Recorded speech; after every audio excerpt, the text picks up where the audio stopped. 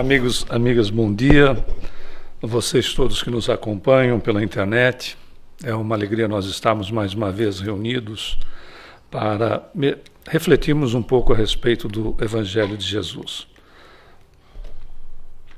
Na realidade, a proposta do nosso tema sobre Jesus, Nicodemos e reencarnação, nós trouxemos para as nossas reflexões iniciais a história de um príncipe. É uma história de um príncipe oriental.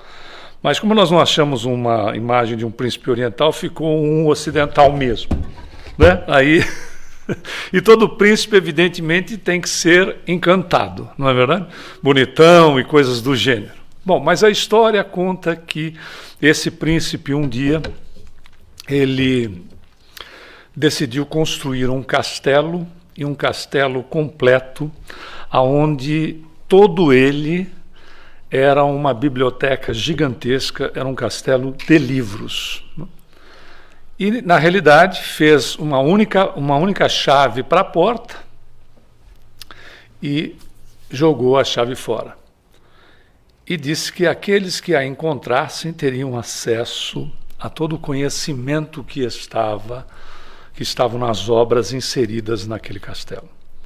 Bom, os impacientes, evidentemente, disseram que foram correr e fizeram várias chaves. Fizeram várias chaves e, evidentemente, nenhuma delas abriu. Os receosos desistiram logo. E os desconfiados disseram que não havia chave nenhuma. Que isso era toda uma conversa, uma perda de tempo, que o príncipe, que não tinha nada para fazer, ficava inventando essas situações para distrair a população. E, evidentemente, poucas foram as pessoas que cavaram atrás dessa chave. E, depois de passado um tempo, um grupo a encontrou e ela estava já enferrujada, mas foram até a porta e abriram a porta do castelo para ter acesso ao conhecimento todo que estava lá acumulado. Logo surgiram os cientistas. Os cientistas surgiram e dizendo, isso não é possível.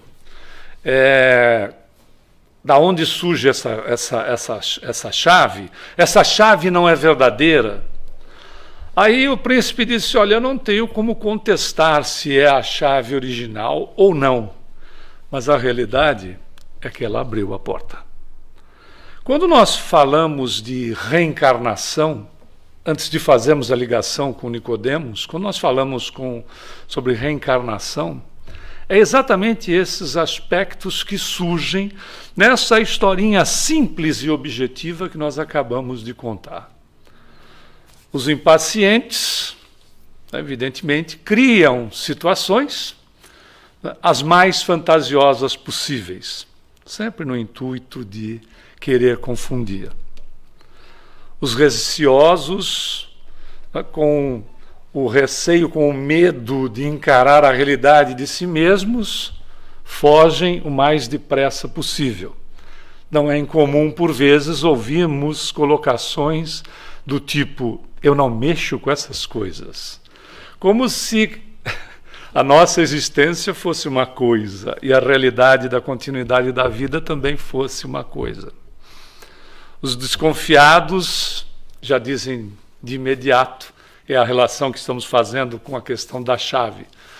Os desconfiados já dizem de imediato que não existe nenhuma possibilidade de que a vida tenha continuidade, independente daquilo que nós já conhecemos, daquilo que nós sabemos a respeito, porque não é do espiritismo os aspectos relativos à reencarnação, à comunicabilidade com os espíritos ou qualquer outra situação de natureza normal, ou seja, existencial na condição da existência como vida. Mas, e os cientistas, apesar de muitas provas hoje estarem, inclusive, na mão de alguns deles, continuam insistindo e duvidando de que essa possibilidade seja real. Na verdade, a hipótese reencarnacionista é a chave literal que abre os arquivos da história e do destino, no sentido de, evidentemente, nós estamos montando as questões das nossas existências ou da nossa existência, do nosso dia a dia, inclusive, com as nossas ações, as nossas atitudes, os nossos pensamentos que podem se transformar em ações e atitudes. Na realidade, ela é a chave de fato que abre esses arquivos da nossa própria história e do nosso destino, da nossa condição. E, evidentemente, quando nós vamos falar, e lamentavelmente em relação às questões do Evangelho, nós vamos analisar um pouco mais à frente, o que nós encontramos sobre os aspectos reencarnacionistas com Jesus nos seus apóstolos, nos evangelistas, sobraram apenas 2 itens a respeito. Um deles é o que nós pegamos para as nossas reflexões da manhã de hoje, que diz respeito ao Nicodemos.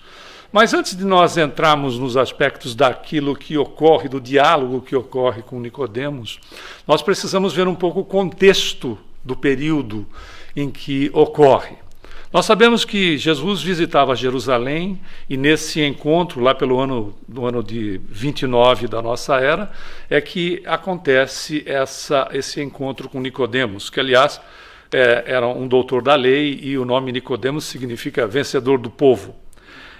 Na realidade, a situação sobre a questão da reencarnação era por si só muito complicada.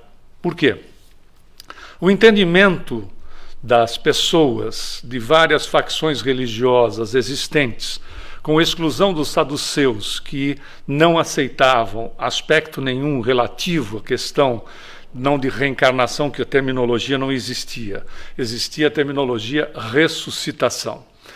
Mas não se entendia muito bem como funcionava. Era algo como a criatura voltar para o próprio corpo, ou seja, o indivíduo desencarnado voltar para o cadáver, reassumindo o cadáver. Alguns aspectos eram muito fortes nesse particular, principalmente quando acontecem eventos, onde são eventos naturais, ainda não de domínio nosso, mas com possibilidades de acontecer, como um deles é o caso de Lázaro, o irmão de Maria, que, a rigor, para as pessoas, mas não só, existem também o caso de outras pessoas, mas nesse especificamente que Jesus trata, Lázaro, a rigor, estaria morto. E Jesus faz o trabalho da ressuscitação. Evidentemente que nós sabemos que Lázaro era um letárgico. E sendo letárgico, todas as aparências da morte estavam, evidentemente, nele, e ele não foi inumado, ele não foi sepultado. Se fazia, na verdade, colocava-se a pessoa num buraco aberto e se colocava uma pedra à frente, ou seja, se não houvesse nenhuma possibilidade de oxigenação, Lázaro de fato teria morrido asfixiado. Então Jesus, quando traz Lázaro para fora, evidentemente, a ligação, o pouco entendimento das pessoas de um processo reencarnacionista que não se entendia bem, como um processo de ressuscitação, estava mais do que evidente.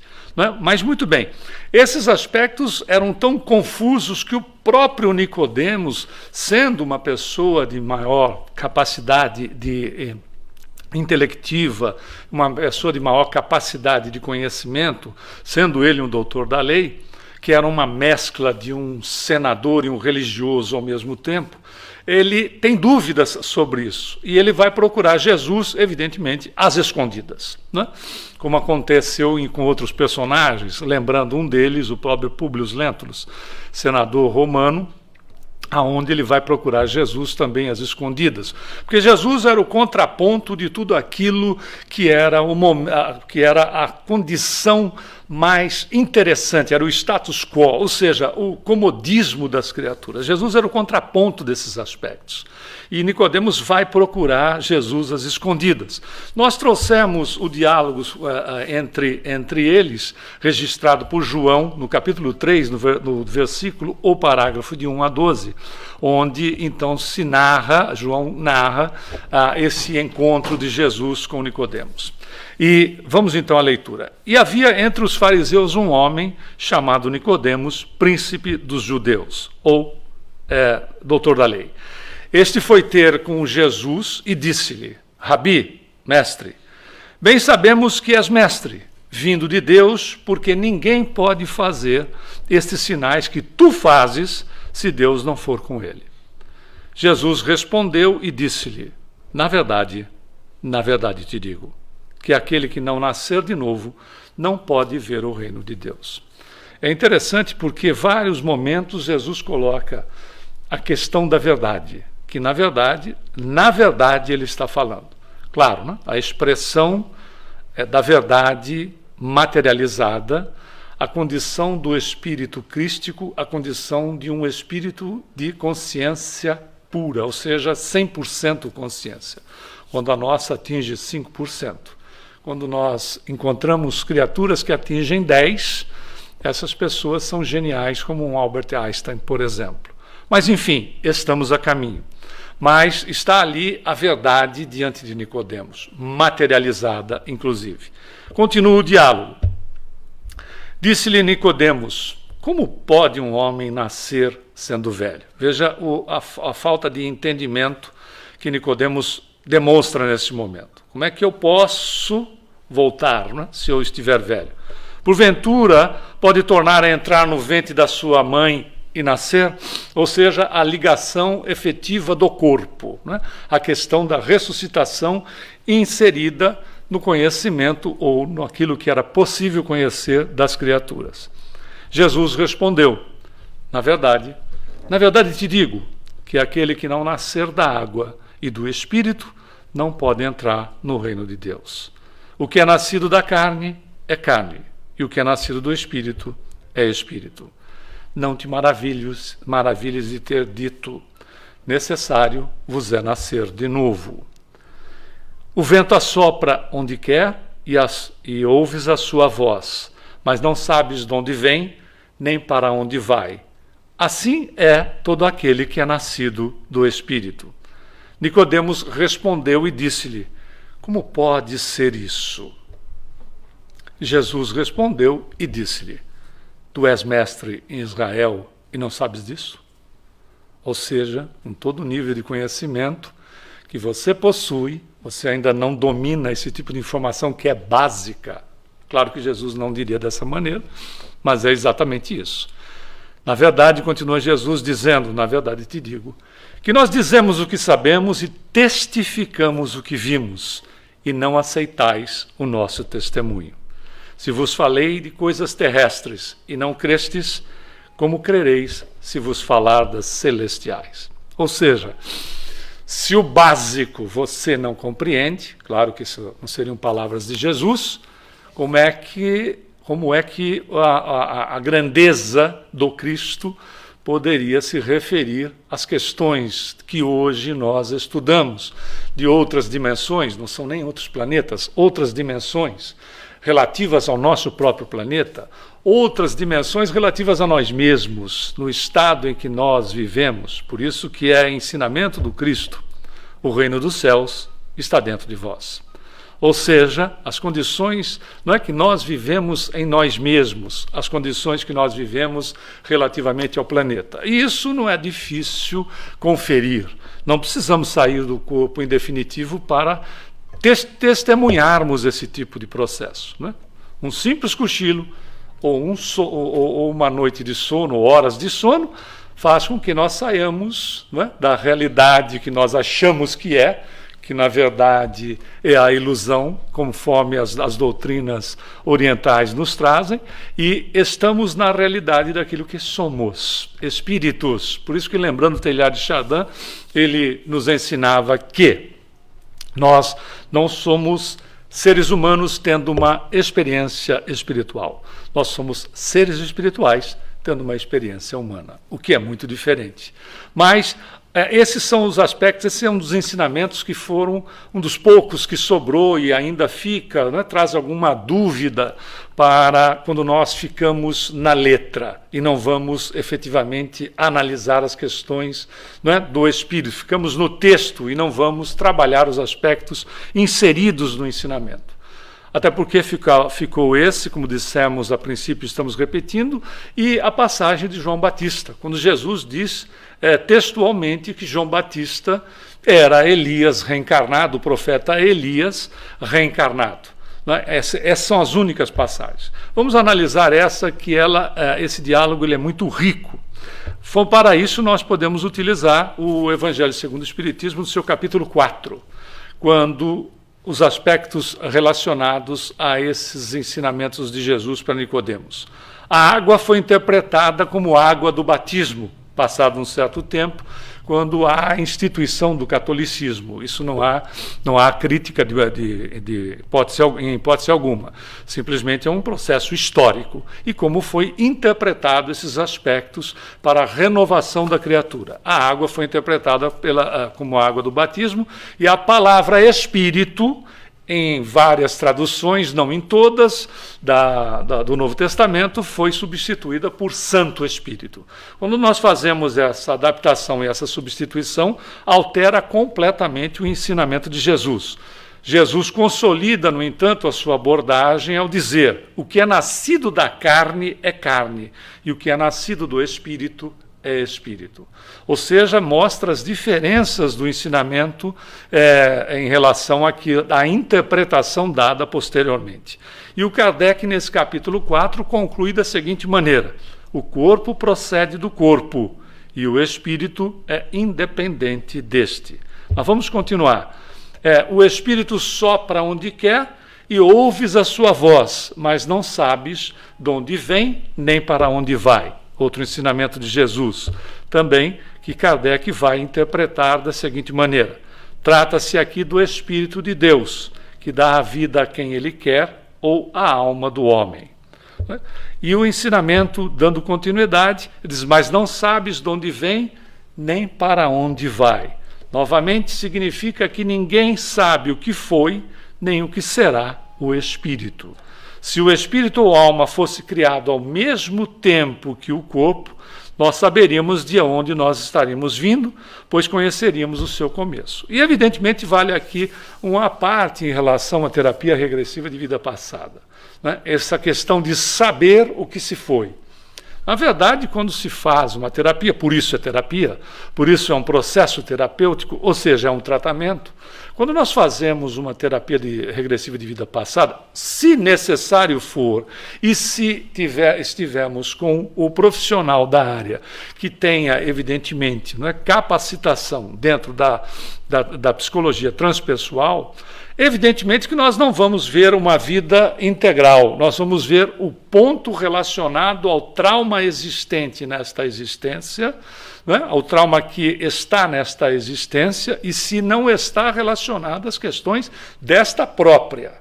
Porque muitas vezes temos aspectos em nós relacionados desde o momento em que estamos no processo inicial da reencarnação, quando está havendo a ligação do espírito com o corpo, que lhe será a ferramenta de manifestação no planeta, ou seja, traumas que possam ocorrer quando no processo da gestação, registrado pelo espírito e se manifestando durante esta existência, sem nenhuma relação com existências passadas.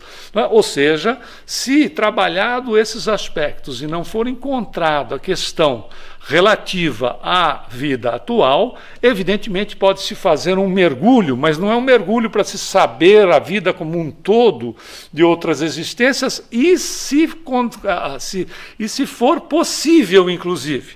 Porque determinados aspectos, verdadeiras travas no português mais comum, existentes em relação a determinados aspectos traumáticos na criatura, podem ser de tamanha intensidade que, se forçar a situação da recordação, pode-se criar pura e simplesmente uma superexcitação em relação à imaginação, onde a pessoa passa a imaginar situações, acontecimentos que não têm absolutamente nenhuma relação com os aspectos traumáticos da condição atual, ou que surgem na condição atual por estarem ligados a algum aspecto anterior.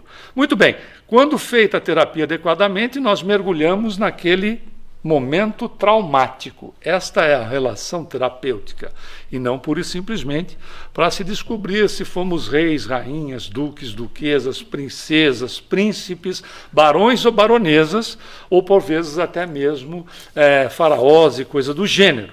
Porque, lamentavelmente, por vezes, essas terapias importantíssimas para todos nós, desde que necessária, porque terapia por vezes são desacreditadas, ou é desacreditada, por situações como ocorreu na década de 80 nesse país, onde a quantidade de Cleópatras, Júlios Césares e tudo mais era tamanho, ou de reis, rainhas, príncipes e princesas era o tamanho, que não tinha tanto principado, ducado e reinados para ter tanta gente importante ao mesmo tempo nos lugares. Ninguém lavava roupa, ninguém limpava a casa, ninguém cozinhava, ninguém cortava lenha, ou seja, a grande maioria eram de pessoas importantes. Quando, na realidade, esses são os aspectos importantes dentro desse aspecto. Para nós nos conhecermos, mas não temos ainda a condição de mergulharmos nas condições do nosso princípio desde quando começamos a ter consciência. Vale lembrar, em relação a isso, quando não é simplesmente adentrando o reino nominal, mas quando nós temos consciência. E a partir do momento que vamos despertando a consciência, é que teremos possibilidade um dia de mergulhar, inclusive, se importante for, não é como a questão da infância para nós. Qual a importância efetiva de mergulhos, de lembranças em aspectos que não têm relação nenhuma com situações traumáticas ou, por vezes, de sofrimento, sejam esses aqueles, com as condições da infância que todos nós passamos nessa existência. Continuando, então, o Kardec analisando esse momento, esse ensinamento de Jesus, ele diz: essa passagem é consagração da pré-existência da alma e, por conseguinte, da pluralidade das existências. Jesus continua ensinando, dizendo: na verdade te digo que nós dizemos o que sabemos e testificamos o que vimos. O que Jesus está ensinando nesse momento ele conhecia a respeito das vidas sucessivas e todos os vastos programas dos seres que aqui habitam, estejam eles encarnados ou desencarnados, ou no reino em que se encontrarem. Por isso é que falava do que sabia e do que via. Ou seja, como Cristo planetário, ele tem o conhecimento, não é que ele tem o conhecimento integral, não só das criaturas no estágio evolutivo em que nós nos encontramos, como do planeta como um todo, como todos os reinos existentes, inclusive a nossa condição. Ou seja, até porque ele recebe o planeta quando a massa se desprende da estrela que nós chamamos do Sol. É a partir desse instante que ele, com seus engenheiros siderais, começa o trabalho no planeta, para, então, todos os seus períodos, e a condição da evolução está relacionada, até porque o próprio planeta em si também evolui, também tem características semelhantes ao nosso corpo físico, não é? Evidentemente, a sua criação, o período da sua existência e a questão da sua transformação, que nós chamamos de desencarne, e muitas pessoas, por vezes, chamam de morte. Na realidade, é a morte do corpo físico, porque nós não morremos, nós desencarnamos, apesar de podemos estar mortos quando somos inúteis para nós mesmos e para a sociedade. Não é? Por isso que Jesus, quando fala com o rapaz, deixa que os mortos enterrem seus mortos, ele não estava se referindo ao desrespeito do sepultamento do pai daquele rapaz. Ele se referia a essa questão da inutilidade da criatura para com ela mesma e dela para com a sociedade. Vamos buscar também Joana de Ângeles, através da psicografia de Divaldo, no livro Jesus e Atualidade, que a mentora ensina da seguinte maneira: se Jesus não fosse reencarnacionista, a sua mensagem seria fragmentária, sem suporte por faltar-lhe justiça, na sua mais alta expressão, propiciando ao infrator a oportunidade reeducativa. Por isso que a questão da reeducação, a oportunidade, como diz Joana de Ângeles, reeducativa, se dá por vezes também nos aspectos das enfermidades existentes. Estamos vivenciando um momento bastante delicado para a sociedade humana como um todo. Mas, acima de tudo, lembremo-nos de que, acima de tudo, de situações as mais desagradáveis, as mais complicadas, lembremo-nos que somos todos filhas e filhas de Deus. E que a condição que nos surja à frente, de momentos por vezes de ansiedade, de situações, procuremos manter a paz, porque o Senhor nos educa. O Senhor usa de medidas educativas, não punitivas, como nós criamos as fantasias durante muito tempo a respeito desse assunto. Tanto é que quando nós vamos ver as passagens de Jesus, Jesus não curou todo mundo. Por que ele não curou todo mundo? Porque, evidentemente, ele identificava de imediato quais eram os necessitados que estavam em condições de recuperar a saúde ou não, ou seja, aqueles que haviam encerrado as suas provas ou, por vezes, as suas expiações. Lembrando que expiação sempre será uma prova, e a prova não necessariamente é uma expiação.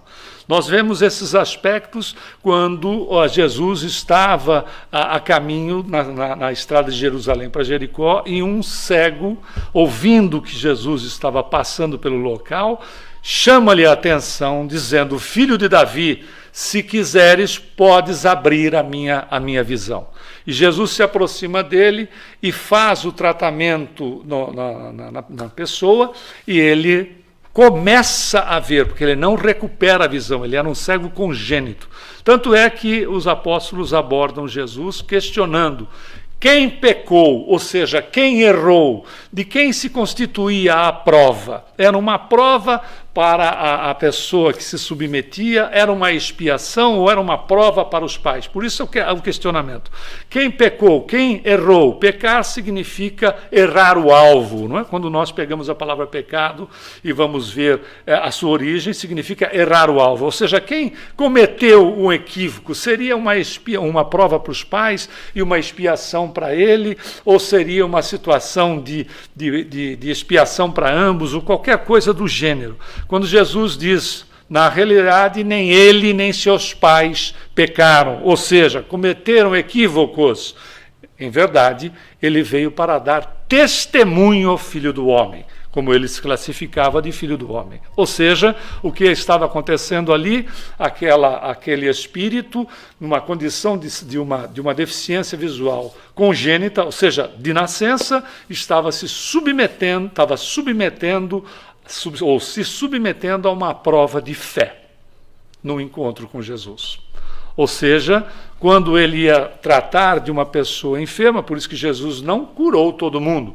Ele sabia, na questão do processo reencarnacionista da criatura, quem estava ainda precisando dar continuidade na provação ou na expiação que fosse, sendo que de uma maneira ou outra é uma prova, ou aqueles que já estavam resolvidos, quites, curados em si mesmos, para ele poder materializar o processo da cura de dentro para fora. Até porque quem se cura ou quem se adoece é o próprio espírito, que produz no seu corpo a condição que lhe vai no seu íntimo.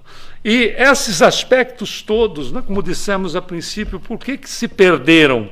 A história ocidental, lamentável é que, estranhamente, muitas religiões, que inclusive do tronco do cristianismo, tenham excluído a reencarnação.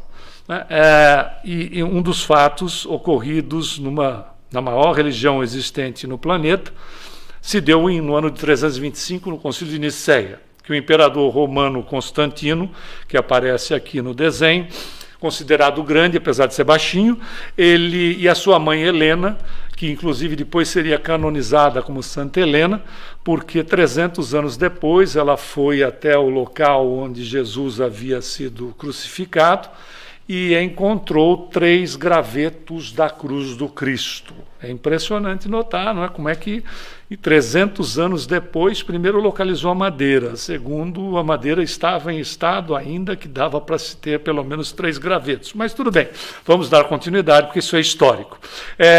Suprimiram, então, acharam por bem suprimir as informações a respeito da reencarnação no Novo Testamento. Mas não terminou aí. Aqui está Constantino, que deve estar reencarnado, e aí pode ser, de repente, um orador, uma oradora, um expositor espírita, dizendo que agora não é nada disso. Evidentemente não é esse que vos fala. Mas dessa condição nós vamos para a Teodora, que era esposa de Justiniano, que no segundo concílio de Constantinopla, no ano de 553, ela influenciou o imperador, como imperatriz que era, para que a crença na reencarnação fosse banida dos dogmas da Igreja. O concílio validou o ato de Constantino, né, que já havia trabalhado nisso em 325, declarando herético o conceito da reencarnação. Então, é a mesma coisa que nós disséssemos que o sol não vai nascer amanhã. Aí as pessoas dizem, mas aquele disco não é dourado, quente, etc. Não, aquela outra coisa não é o sol. É alguma coisa semelhante a essa situação. Acabou-se a reencarnação por decreto. Ou seja, a partir de hoje não tem mais reencarnação e não se fala mais desse assunto, está proibido, inclusive passa a ser crime. É simples entender, não é? Os interesses do poder. Não é? Quem sustentava todo o poder, senão os nobres, e os nobres iam reencarnar como plebeus. Não era só isso, não era só isso. A imperatriz, a Teodora, era uma meretriz que o Justiniano se apaixonou por ela e a transformou em imperatriz. Quando a transformou em imperatriz, ela deu um jeito de desaparecer com as amigas que faziam parte dos seus trabalhos. Mas não era só. A Teodora também era escravocrata, ou seja, né, uma imperatriz que era escravocrata e automaticamente no processo da reencarnação poderia, segundo as ideias vigentes da época, num processo que não funciona como a terceira lei de Newton, que é ação e reação, não é assim que funciona, ou seja, se ela era imperatriz trabalhando com escravos, não é? Ou seja, negociando com escravos, ela voltaria como escrava. O processo não funciona dessa maneira, não é? Na situação de causas e efeitos.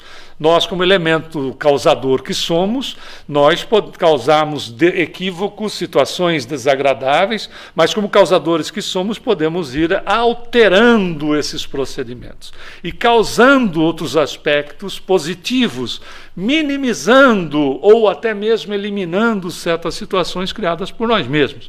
Esse ensinamento é de Emmanuel, espírito, através da psicografia de Francisco Cândido Xavier, dizendo que quando a prova chega e encontra a pessoa, ou seja, a criatura, no trabalho em favor do bem, seja ele de que natureza for, a prova poderá ser adiada ou até mesmo eliminada, dado que as circunstâncias do trabalho do indivíduo está criando uma outra situação, efeitos diferenciados daquilo que foi causado. Ou seja, somos, como Jesus nos ensinou, herdeiros de nós mesmos. Ou seja, os tesouros que nós acumulamos, conforme Jesus nos ensinou, nós acumulamos em nosso íntimo os tesouros da amizade, os tesouros positivos do amor, da bondade, do equilíbrio, como também os tesouros dos equívocos, né? O chamado ouro de tolo. Ou seja, é uma relação aonde, se somos herdeiros de nós mesmos, o processo é de justiça, mas não uma justiça que nos coloca numa condição daquela que conhecemos de aspectos punitivos, mas sim reeducativos, dando a oportunidade do infrator em alterar-se diante da condição da infração. Bom, está aqui, né, a Teodora, a personagem do centro, e esse era o Justiniano, que então decidiram, né, por eliminar. Então, a partir de amanhã não tem mais reencarnação, isso lá no ano de 553. E estava resolvido o problema para eles, naquele instante. Porque, na realidade, esta capacidade, a nossa condição de espíritos cuja condição é de progresso, a nossa condição dinâmica demandaria, e era uma questão de tempo, a necessidade de nos encontrarmos com o conhecimento. E, evidentemente, está a doutrina espírita, que não é novidadeira, é o Evangelho redivivo de Jesus, né, que nós temos conhecimento, é o Evangelho, ou seja, são os ensinamentos do Cristo, na sua essência, na sua base, trazida por ele, praticada pelos apóstolos, e que, na verdade, nos traz, então, revive esses ensinamentos, e é hoje a doutrina que tem a maior literatura existente em apenas 163 anos do seu surgimento, comparando-se, inclusive, com religiões ou doutrinas, como preferirem, que chegam a ter 2.000, 4.000 ou 6.000 anos antes de Cristo. Nós estamos falando de 8.000 anos da nossa era. Em 163 anos, temos à disposição um castelo repleto de livros, ou seja, um castelo de conhecimento. A chave, evidentemente, está em nossas mãos, pelo aspecto que se chama interesse, até porque o Espiritismo não tem uma, mas nos traz 3 chaves que elucidam o processo nosso, a nossa existência como espíritos reencarnantes. Filosoficamente, por meio da filosofia espírita. Cientificamente, por intermédio da ciência espírita, e religiosamente através da religião espírita, que é a ligação criatura-criador. E esses aspectos vão se dar, inclusive, né, neste país mesmo, nos Estados Unidos, onde nós temos em primeira mão as situações de ocorrência com as irmãs Fox, ou seja, a família Fox, que alugou essa casa no estado de Nova York, em 11 de dezembro de 1847. A família se mudou para essa casa. E em 31 de março de 1848, ou seja, alguns meses depois, começaram sinais que são chamados de tipologia, ou seja, alguém ou sons eram produzidos dentro da casa. Até que uma das meninas, imbuída de mais curiosidade, criou um processo de sinalização, ou seja, de linguagem, com aquela força estranha, diferente, que se comunicava. Era assim, uma batida era assim, 2 era não. Ou seja, se chegou então à conclusão de que quem estava ali era um mascate, um vendedor, que havia desencarnado no local, de nome Charles Rosma, e que havia pernoitado na época do seu desencarne naquela casa, e a família que o hospedara, por interesse de roubar-lhe os produtos e um pouco do dinheiro que ele tinha, assassinou e o emparedou, ou seja, construir uma parede no porão em cima de outra parede para emparedá-lo e ficar com todos os seus produtos e um pouco do dinheiro. E ele passa a se comunicar, então, contando a sua história. Dali, até chegarmos na questão das mesas girantes, que aqui é uma foto de época, que você vê um trabalho de 4 pessoas magnetizando uma mesa, é uma foto original, e a mesa levanta-se. Até aí, quando o amigo Carlotti, um amigo de mais de 25 anos, de Hippolyte Léon Denisard Rivel, né, que seria no futuro Kardec, em 1854, vai falar com ele, e Kardec, como era um magnetizador, inclusive participava da Associação Mesmeriana de Magnetismo de Paris, ele vai dizer que era possível. Mas aí Carlotti diz, não, mas tem mais. As mesas respondem. E aí Kardec ainda Hippolyte Léon vai dizer, mas como algo que não tem cérebro possa dar respostas inteligentes para perguntas inteligentes. Nós encontramos as informações, os desdobramentos dessas histórias nesse livro belíssimo de Kardec, que é Obras Póstumas, que ele narra todas as experiências dos aspectos das mesas, aos seus contatos e coisa do gênero. Bom, evoluímos a tal ponto que as situações vão se passando para estudiosos espíritas e não espíritas. Trouxemos um dos primeiros exemplos espírita, nesta obra Reencarnação no Brasil, que é o Dr. Hernani Guimarães Andrade. Interessante que são pesquisas feitas sobre os aspectos reencarnacionistas. Um dos exemplos dessa obra é de uma menina que se recordava na sua infância, na sua primeira infância, de ter sido um rapaz que primeiro tinha havia com ela um receio enorme de qualquer líquido vermelho. Qualquer líquido vermelho, interessante a relação, por conta dela ter nascido no sexo feminino. Qualquer líquido vermelho a aterrorizava. E ela se recordava de ter sido um rapaz que havia se suicidado na existência anterior com um veneno de cor vermelha. Interessante que quando nós falamos há pouco a respeito do processo educativo, nós vemos isso com clareza num dos episódios desta obra. Existem outras situações, aonde o rapaz que se suicida com um produto, com um veneno de cor vermelha, reencarna como no sexo feminino, cuja condição, depois de certo período, será a questão de trabalhar o trauma em relação ao líquido de cor vermelha na questão da menstruação. As situações que fazem com que a criatura trabalhe nela mesma, situações de dificuldade implantadas por ela, e a história corre em cima desse tipo de terapia.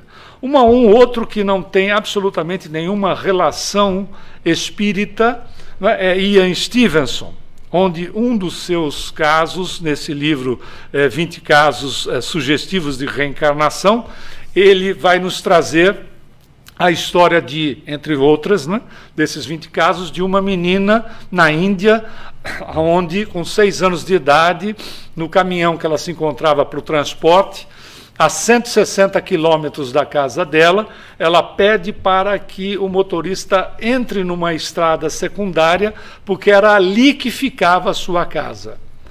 E o motorista vai, ela dá a direção completa do caminho, chega na casa, diz que a casa era de pintura branca e agora estava pintada de amarelo, sabia dos seus moradores, das pessoas com as quais havia convivido, e quando atingiu os 10 anos de idade, o viúvo, que havia sido seu marido na existência dela anterior, porque ela reencarnou logo em seguida ao seu desencarne, vai visitá-la, e ela reconhece aquele que foi seu marido, reconhece o cunhado, inclusive tratando pelo apelido que o cunhado tinha.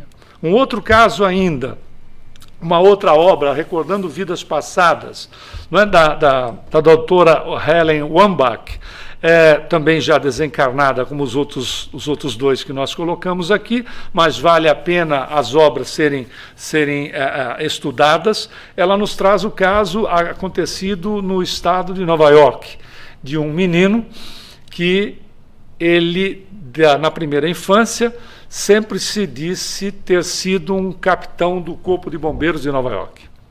E dando todas as características daquele personagem, inclusive dizendo que era casado, que tinha 3 filhos, e que a esposa, o nome dela era tal, dos filhos, etc., dando inclusive o Social Security, ou seja, o seguro social, que ele tinha como capitão, que era um capitão de nome Mark, em Nova York. Bom, a doutora Helen Wambach, primeiro, entendeu, dentro das suas limitações, uma pessoa materialista e completamente voltada aos aspectos da sua formação, não aceitando em absoluto questões relacionadas a espiritualismo, qualquer coisa que o diga, vai achar que a criança tinha um surto psicótico.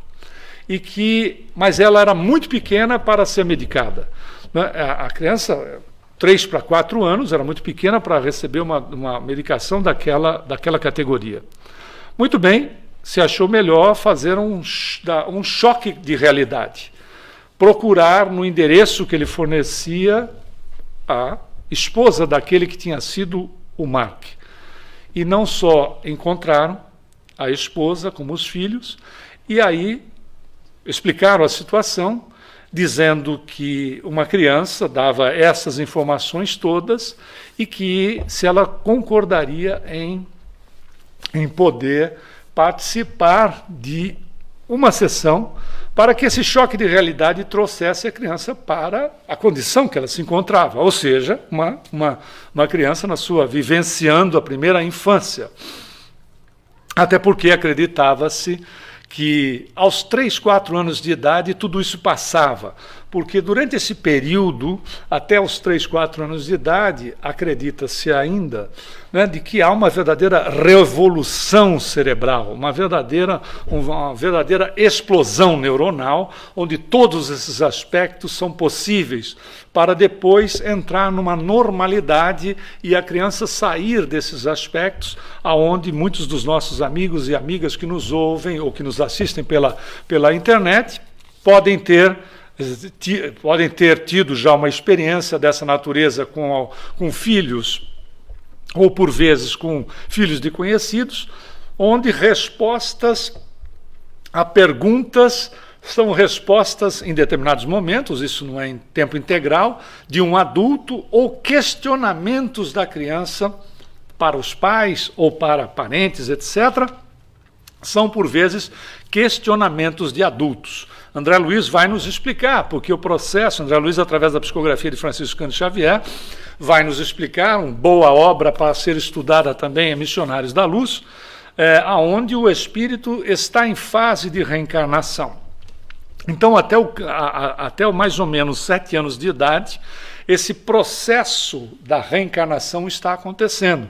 Então é possível que ele mergulhe na personalidade anterior, por isso manifestações de uma condição de uma criatura adulta, até mais ou menos 3, 4 anos, quando o corpo demanda do espírito, neutralizando-lhe em definitivo. São raríssimos os casos em que a continuidade de alguma recordação relativa à existência passada possa ocorrer. Nesse caso, trazem então a tal da viúva do capitão, e quando ela entra na sala, a criança pergunta, não só se dirige a ela com o nome dela, como pergunta pelos filhos. E numa conversa mais reservada, a criança dá detalhes, inclusive detalhes da intimidade do casal. A doutora Helen Wambach, questionando depois aquela que era viúva, disse: eu não sei o que se passa, mas ele é o meu marido. Ou seja, a condição da... Claro que quando ele atingiu mais ou menos 4 anos e pouco de idade, esta situação que André Luiz nos explica com clareza, acabou o corpo influenciando de tal maneira que a relação com aquela que havia sido sua esposa passa a ser uma relação de uma criança que a chamava de tia. Mas nitidamente nos mostrando aspectos, se é que, como já dissemos há pouco, você, meu amigo, minha amiga, já não passou por algo que se assemelhe a situações, por vezes não com essa riqueza de detalhes, mas a situações claríssimas. Não existem outros depoimentos, outras obras também de outros autores que tratam de situações dessa natureza, aonde por vezes a mãe vestindo o menino de 3 para 4 anos, o menino não parava um minuto sequer, né, para que ela pudesse colocar a roupa, etc., e ela dá uma bronca no menino, e o menino vira-se para ela e diz assim: não fala assim comigo, porque você não deve falar assim com o seu pai. Ou seja, ela tinha ali, não é? Evidentemente o pai já havia desencarnado fazia um bom tempo, ela tinha ali o pai reencarnado nela, reencarnado através dela como seu filho. Essa é a grande realidade, então, sobre a questão da reencarnação. Uma outra obra interessante é a Reencarnação em Foco, do autor Alberto de Souza Rocha, que ele nos diz o seguinte: nós temos a chave autêntica, ou seja, a doutrina dos espíritos. O espiritismo tem a chave autêntica que esclarece as graves questões que nós podemos, acompanhar, das desigualdades sociais, dos aspectos relativos às questões do sofrimento, das mortes prematuras, das questões voltadas às grandes expiações individuais, das grandes expiações coletivas, onde estamos passando por um processo de provação, onde temos, em determinados aspectos, a nossa liberdade cerceada, os cuidados que temos que ter, evidentemente, que não entremos em pânico, em desespero e coisas do gênero, mas tenhamos os cuidados adequados para a nossa proteção, a proteção dos nossos familiares, amigos, das pessoas com as quais nós nos relacionamos. Efetivamente, a chave autêntica é a chave da lei da reencarnação. E, na verdade, se nós pararmos para pensar, sejam quais forem as aflições que nos incomodem, que nos aturdam, as frustrações, as perdas sofridas, os distúrbios físicos, as limitações intelectuais e morais que nos têm conduzido a repetidos insucessos, lembremo-nos do diálogo entre Jesus e Nicodemos, com o Mestre a sentenciar a grande lei dos destinos humanos. É preciso nascer de novo. E não é nascer de novo pura e simplesmente no processo da reencarnação. É o nascer de novo nos aspectos de todos os dias. Porque todos os dias, quando nós despertamos, Emmanuel vai nos ensinar também através da psicografia de Francisco Cândido Xavier. Todos os dias, quando nós despertamos, é a renovação da confiança de Deus na criatura. É a renovação da confiança de Deus em nós. Aproveitemos esses instantes e nasçamos de novo para uma vida de equilíbrio e paz. Falando em paz, muita paz a todos.